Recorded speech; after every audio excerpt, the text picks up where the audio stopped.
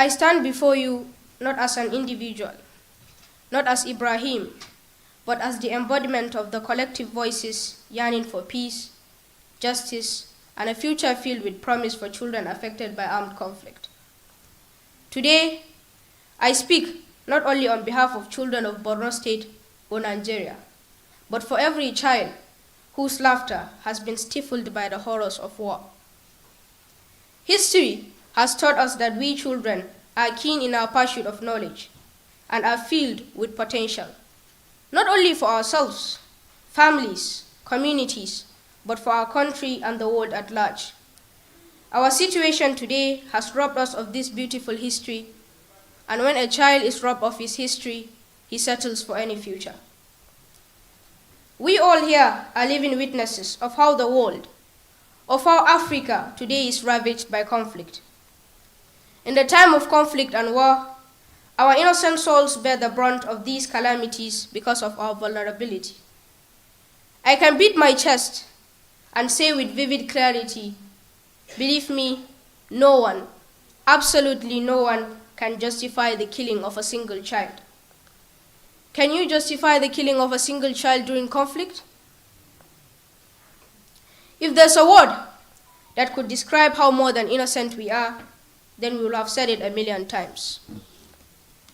In the corridors of our vandalized schools, dangerous streets, and within the confines of refugee camps, believe me, our dreams persist.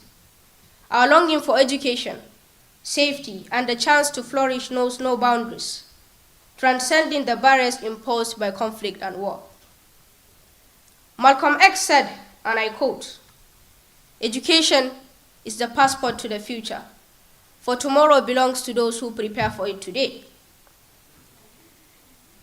Today, our classrooms are burned, our teachers killed, our parents brutally murdered. Our roads to school are no longer safe. Our schools that we regard as safe havens are now battlegrounds, and unfathomable of them all, our innocent souls are taken away from us. Then tell me, how are we preparing for education today? Throughout numerous conferences and discussions, our voices have echoed, commitments have been made, and promises reiterated. However, it's imperative to acknowledge that speeches alone cannot heal the wounds of conflict-ravaged childhoods. We convene not solely to express intentions, but to implore each leader and each person here present. The time for decisive action has arrived. Words unaccompanied by tangible actions are just air in motion.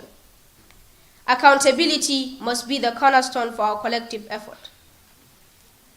Beyond this gathering, beyond this day, our call still remains one: act, implement, and deliver on the commitments made. Leaders, I urge you to heed this plea. We are not just statistics, we are promises of a brighter future. Our well-being, our dreams rest upon the actions taken by those entrusted with power. Let us not fail in our responsibility to protect, nurture, and empower every child affected by conflict. But distinguished ladies and gentlemen, hope springs eternal from the hearts of boys and girls. We gather here not to share tales of sorrow, but to kindle the flames of change. Where there is a will, there is always a way. We cannot change what has happened, but we can fix, we can prevent, and we can secure. The word for crisis in Chinese is Wei Jie. Wei stands for danger, and J stands for opportunity. As terrible as our situation was, as challenging as the situation of conflict-affected children is, I believe it also affords us the opportunity to re-engineer our society into a better place. Now I believe it is obvious what we children expect from this conference. What we expect from this conference is not a repertoire of eloquent speeches or a cascade of promising commitments. Instead, it's the birthplace of concrete actions that will sow the seeds of tangible change.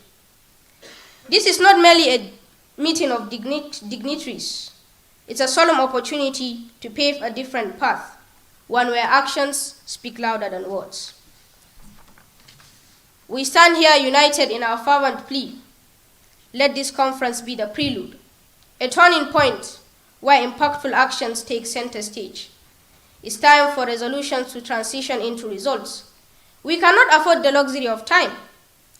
If we don't tackle this today, if we don't take care of conflict-affected children, believe me, they'll end up being the Frankenstein monsters that will consume all of us. The plight of we children demands urgent and tangible solutions. The era of horrible promises must come to an end. This is our clarion call. Actions, not just words, will be the measure of our success. Together, let us embark on a journey, one fueled by compassion, driven by solidarity, and stirred by the collective determination to rewrite the narrative of conflict-affected children. Let us weave a tapestry of hope and opportunity, where the scars of war serve not as shackles, but as reminders of our resilience. Thank you very much.